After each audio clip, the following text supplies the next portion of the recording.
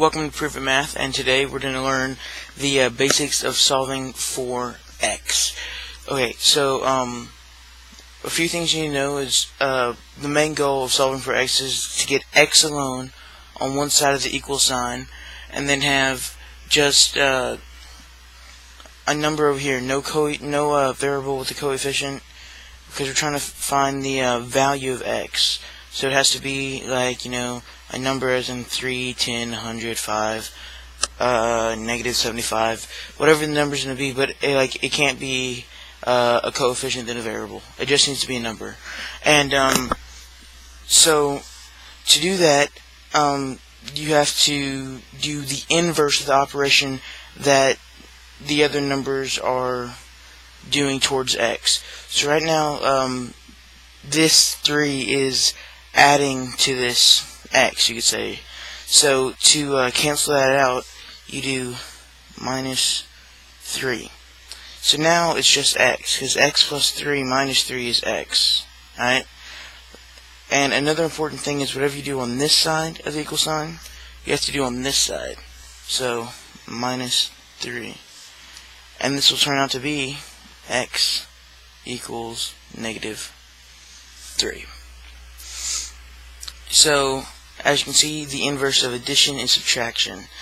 We can go down here, and then we can just, x minus 5 equals 10. You see, it doesn't matter whatever this equals over here. You just do the same thing. I mean, it kind of does. You don't want to write the problem down wrong. If it says equals 10, put equals 10. But if there's something over here, you just do the same thing the same way. So the inverse of this would be plus 5. Whatever you do on this side, you must do over here. So that's plus 5, and then 10 plus 5 equals 15. Kind of writing that a little weird. So x equals 15. So obviously you don't just do subtraction and addition. You have to do division.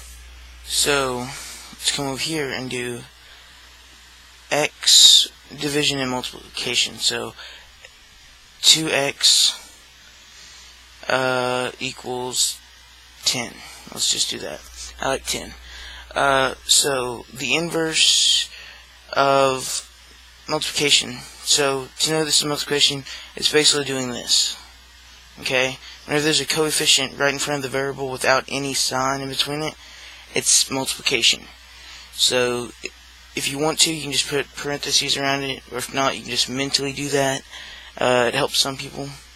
So it's 2x. So the inverse of multiplication is division. So divide by 2. And then whatever you do on this side, you must do on this side. Divide by 2. And then x equals 5. So if it's just a solve for x problem, this would be the answer. You don't have to plug it back into anything. That would be the answer if it's just a solve for x. Now, if it's, let's say, x divided by 2 equals 10. So, just turn this around. So the inverse of, division is multiplication. So I usually just put times 2, and then over here times 2, like that. So I know. It might help if you scratch it out and put it on this side. And then x equals, and then 10 times 2 is 20. And then that would be the answer. So these are the basics. I don't know why I'm writing those at a slant, but that's fine. So these are the basics of solving for x. I'm going to do a few problems in which you use both. So 3x plus 3 equals 9. So start off with addition. It's usually easier when you start off with addition and subtraction, and then do multiplication division. It's kind of like the opposite of PEMDAS when you're doing solving for x. So -3, because subtraction is the inverse of addition. And whatever you do on this side, you must do on this side. So that's 3x equals 6. And then divided by 2, because division is the inverse of multiplication. And this is how I write it. Some teachers might have you write it like this, where you go 2, 2. I mean, that's fine, but I know what I'm doing.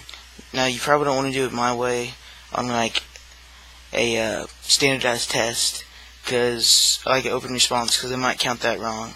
So this is the right way you should write it. Either way, I get the same answer. So x equals 3. And that is it. So, oh, no. There we go. Whoa, no. Alright, you can still see. So, question 1.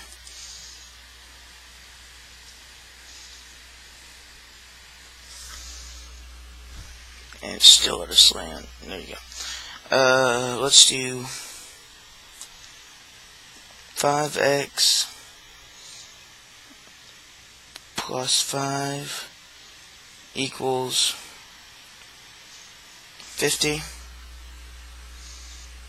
Sorry for my crappy handwriting. And then question 2.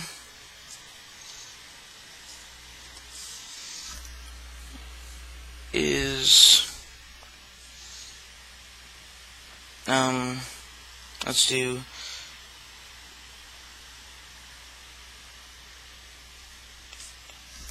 5x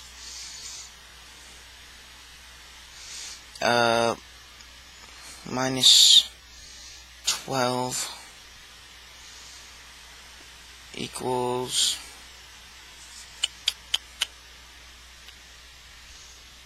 50. Now, if you get a decimal, you can always round to the nearest tenth, and I accept that as an answer. So remember, leave these in the comments below, and when you do so, do Q1 for question 1 and Q2 for question 2, and then just do equals and move the answer. Thank you for watching Prove It Math. Like, comment, subscribe. More videos coming soon, and hopefully this helps you. If you need any specific help, you can always private message me, and I'll get a video out soon. Thank you.